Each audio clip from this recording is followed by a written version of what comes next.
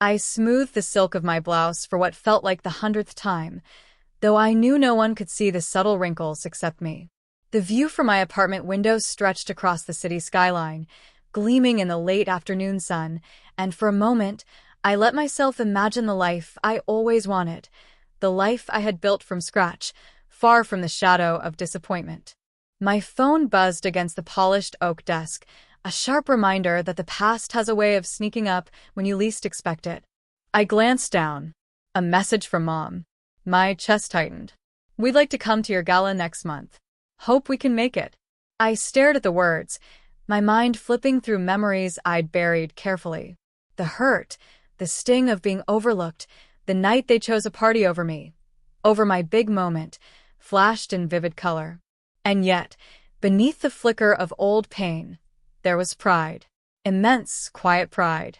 I ran a hand through my hair, savoring the scent of the coffee I hadn't had time to finish. My lips curved into a faint, ironic smile. They didn't know. They couldn't know. The woman they ignored back then was standing here, composed, unstoppable, and entirely in control now. For the first time, I felt the tension of anticipation mix with satisfaction.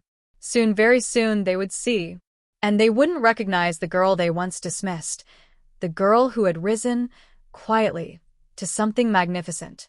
I remember that night like it happened yesterday, even though I was barely 19. The living room was alive with music and laughter, balloons bobbing against the ceiling.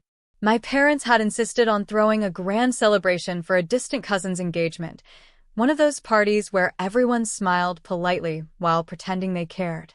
And there I was, standing in my little corner, clutching an envelope filled with the acceptance letter from the university I had worked so hard to get into. "Why aren't you more excited?" I asked, trying to hide the lump forming in my throat. My voice shook, betraying my effort to appear composed. Mom waved a hand, her diamond bracelet catching the light. "Sweetheart, it's just a party. You'll have plenty of time for school later." Dad barely glanced up from his conversation with their friends, a dismissive smile plastered across his face. "You'll be fine. Don't make a scene." A sting of disbelief shot through me. All my achievements, all the nights I stayed up studying while they enjoyed dinners and cocktails, reduced to a shrug. My hands trembled. I wanted to scream, to throw the letter at them, to make them see me, but I swallowed the words and forced a smile. Grandma, who had always seen the world differently, slipped her hand into mine. "Don't let them dim your light, Clara," she whispered. "You're meant to shine on your own, and one day they'll have no choice but to notice." Her words were a lifeline. I clung to them as the room spun with laughter and music that no longer felt like mine. That night, I made a choice.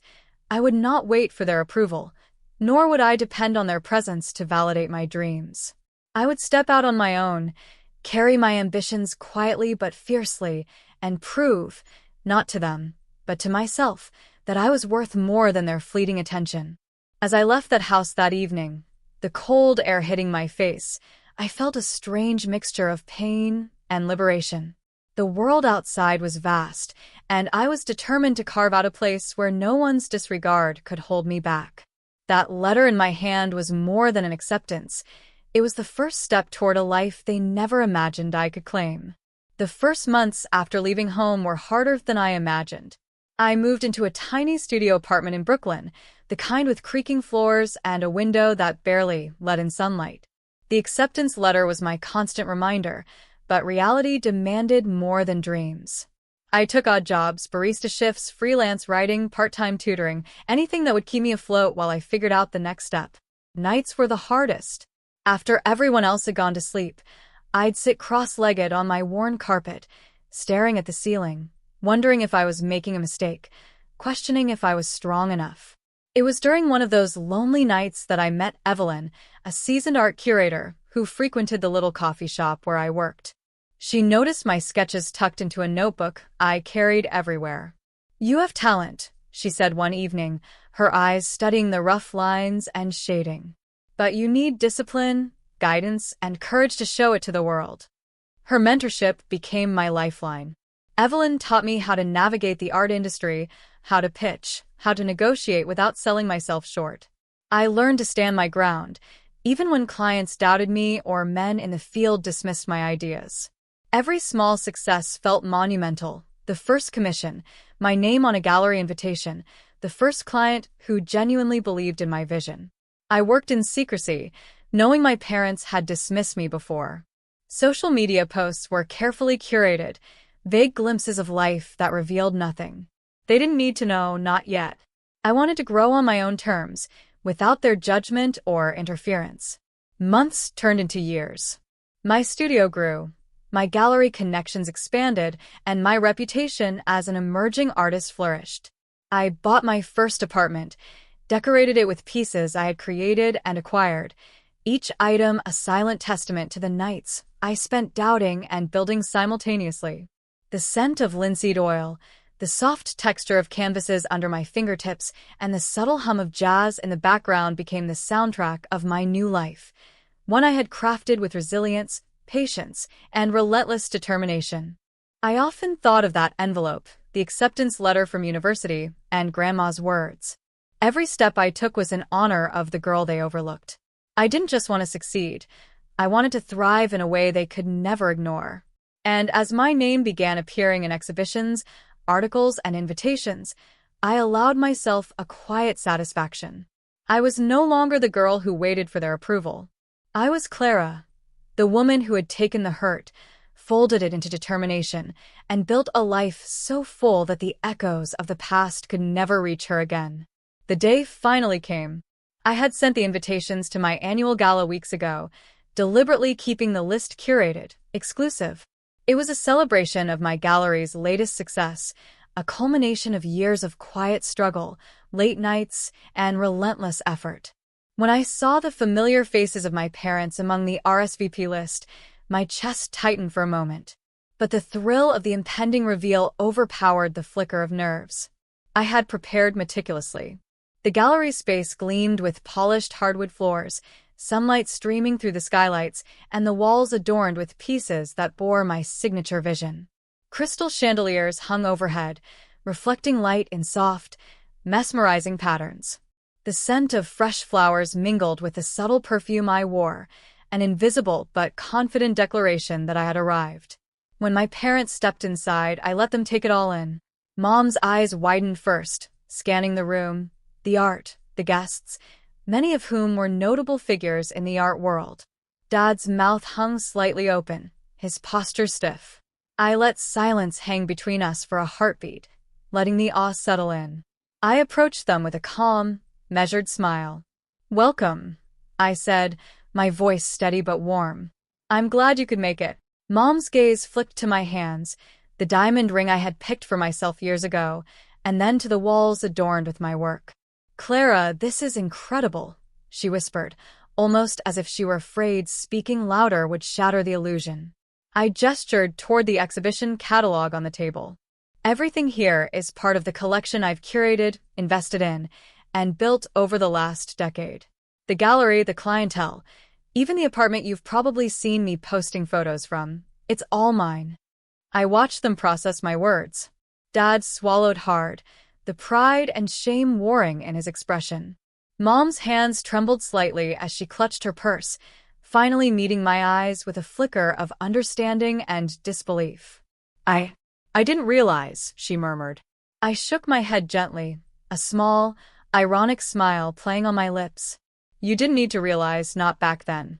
But now you're here. And here is the truth. The girl you overlooked, the one you dismissed in favor of a party, the one you thought would struggle without you, I've become someone you can't ignore. I'm the woman behind all of this. Every piece, every client, every success, it's mine." The silence that followed was heavy, almost sacred. I let it linger, watching them digest the reality they had ignored for so long. Mom's eyes glistened with tears she tried to blink away, Dad's jaw tightened, and I felt a strange mixture of satisfaction and compassion. I hadn't sought revenge. I had sought to grow. And now the power dynamic had shifted. I turned to the room, gesturing to the gala, the art, the guests. "This isn't just about me. It's about building, creating, thriving. And I hope, someday, You'll see that what you once dismissed doesn't define who I am or what I can achieve. Standing in the center of my gallery, I watched them take tentative steps forward, still unsure of how to behave in a space that had been built entirely without their involvement. For a moment, I allowed myself a flicker of amusement. The same people who had dismissed me now looked small in the presence of everything I had created. "Clara," Mom said softly, we want to understand. We want to be part of this." I studied her carefully, noting the hesitation in her voice, the vulnerability in her eyes. "You can be part of this," I said, "but on my terms. No shortcuts, no excuses, no ignoring responsibility. I've spent years building this life. If you're going to be here, you have to meet me here, with integrity, with effort, and with respect." I began with Mom. "You have a tendency to avoid conflict and seek approval from everyone else before considering your own values. I want you to focus on your own passions, pursue something meaningful to you, and be honest with yourself and others." Mom nodded, swallowing hard, a subtle determination replacing the shame that lingered on her face. Then Dad. "You have a habit of thinking practical success is only measured by appearances or status. It's time to let go of old pride, support genuinely, and listen, truly listen, to those around you without judgment. You'll have to demonstrate that consistently before you regain my trust fully." I could see the weight of these words pressing down on him, but I also saw a glimmer of acknowledgement, a recognition that the girl they had overlooked had grown into a woman who refused to compromise her boundaries. Finally, I addressed both of them together. "This isn't punishment. It's an opportunity. You can rebuild your relationship with me, but only if you're willing to grow. Change isn't easy, but neither is ignoring the consequences of past choices. This is your chance to show that you can be present, accountable, and supportive without trying to control or dismiss me." The room was quiet, but I felt a shift, subtle yet undeniable. They understood that this was no longer about them dictating the terms of my life. I had the power, and I would wield it with both compassion and firmness. I wasn't asking for perfection. I was asking for effort, for recognition of the past, and for an earnest attempt to meet me as the woman I had become. A part of me softened as I saw them nod, hesitating but willing. For the first time in years, I felt the possibility of connection, not on their terms, but on mine. I had made them see, and now I was giving them a chance to prove themselves worthy of standing beside me. This was the moment I realized that power wasn't about control or revenge. It was about establishing boundaries, demanding respect, and offering opportunities for growth to those willing to meet them honestly. And for the first time, I felt completely in command, not just of my life, but of my relationships, past and future. Weeks passed after the gala, and I began to notice subtle but meaningful changes. Mom started volunteering at a local art program, something she had always wanted to do, but never prioritized. She called me to share her progress, the excitement in her voice no longer overshadowed by guilt. Dad joined a community project, mentoring young artists. At first, he stumbled, frustrated by the pace and effort required, but he kept at it, quietly proving to himself, and to me, that he could be more than his old patterns. I watched them grow with a mixture of pride and quiet satisfaction. Their efforts weren't perfect, but they were real. And for the first time in years, I felt a sense of closure, not because the past had vanished, but because I had reclaimed my story.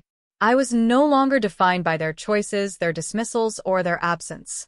I had built a life, a career, and a self-respect so strong that the old wounds had transformed into foundations for resilience. One evening, I found myself holding the small envelope Grandma had given me years ago, the one with her simple advice written on a scrap of paper. "Shine, even when no one notices. The world will catch up." I traced the faded ink with my fingertips, letting the memory of her wisdom wash over me.